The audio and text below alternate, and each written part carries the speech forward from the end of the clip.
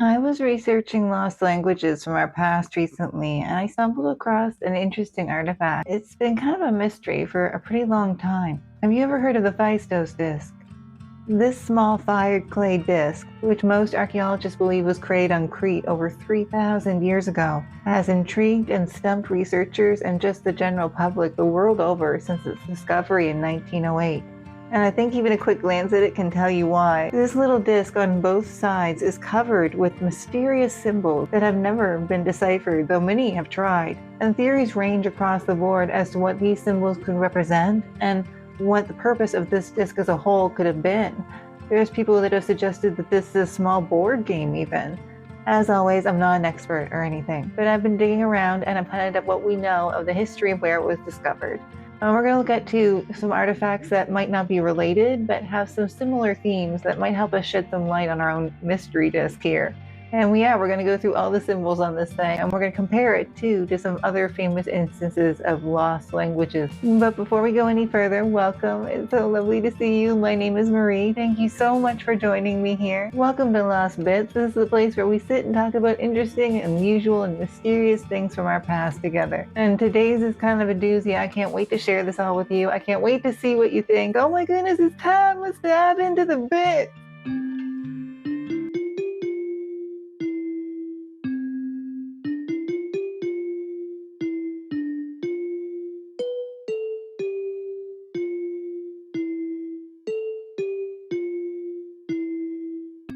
Now let's start off with more about where our disc was found.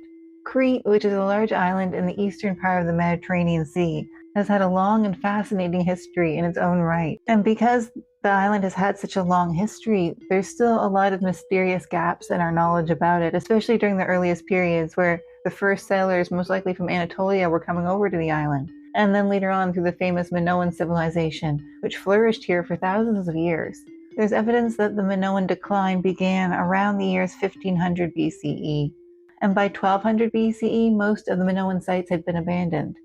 And if we go back to our Phaistos disc for a second, we can see now that that puts its creation date right within the time period of the Minoans. As for this specific location, our disc was found at the Palace of Phaistos. Now, this was an extremely important site for the Minoan culture, and many different important artifacts have been recovered here. And today, in fact, the Minoans are famous in particular for their beautiful art, containing not just amazing patterns and colors, but also gorgeous depictions of dolphins, cattle, lilies, crocuses, animals, and people. And all of this actually does fit in nicely with our Phaistos disc, because if we go back to it again, I think it's time to break down the symbols that are actually on this thing. Now, as I said, there are two sides to it, both having these inscriptions on them. The sides are not the same.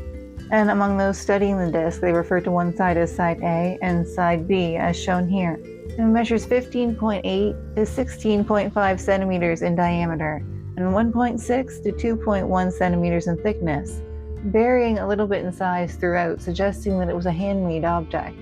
But I think, too, it's important for me to stop here and point out that it is not a handwritten object, at least not really.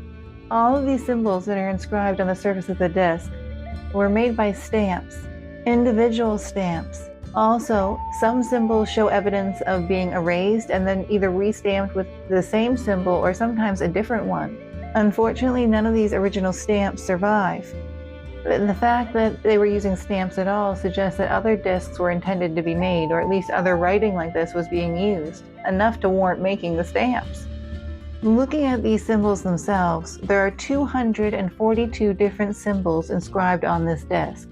However, many of them are repeating, and if we look at them all and analyze them, eventually we can see that not only are these symbols seemingly set apart into groups of symbols, so like words almost, but we can see that of these 242, they are working from an alphabet of 45 unique symbols. Now I'm using terms like alphabet and words just to sort of clarify, but most people studying the disc do think that's what this is. As you can see here for yourself, these groups of symbols are different in size, ranging in groups of between 2 symbols and up to 7.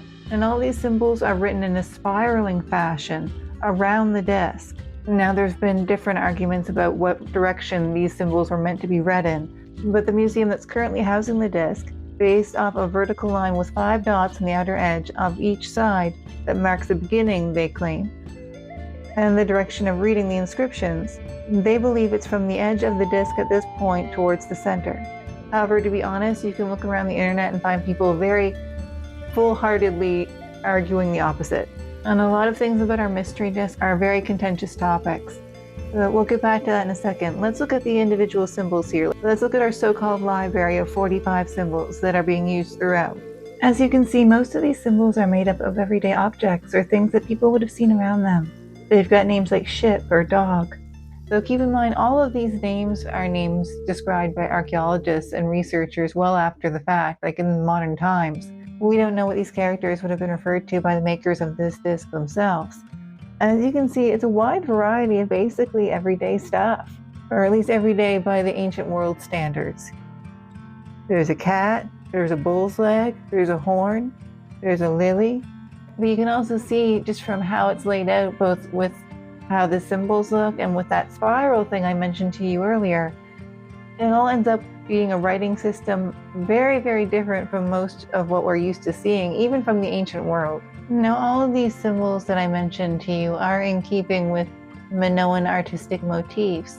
And I will say at this point, in case you're wondering, if you are a bit of a suspicious person like me, I was kind of skeptical at first that maybe this whole thing might be a bit of a hoax. And there are some people who do still wonder that in the archaeological community. But in general, most seem to accept the Phaistos disc as authentic now, even if it is very mysterious.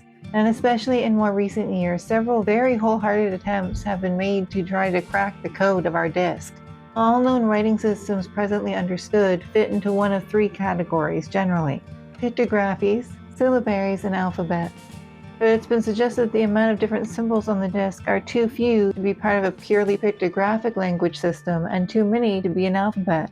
This leaves the idea that each symbol could be a syllable, and each group of symbols is a word, a syllabary. And actually a later language in this region, Mycenaean Linear B, would fit into this category.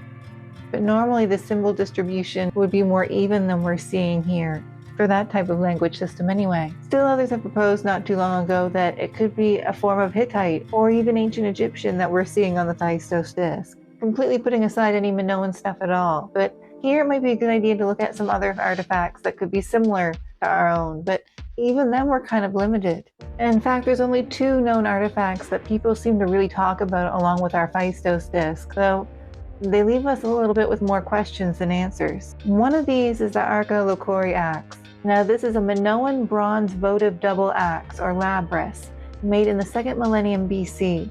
So it's from our region, from around the same time period, and it actually has certain symbols inscribed on it that are the same as on our disc, but not all of them.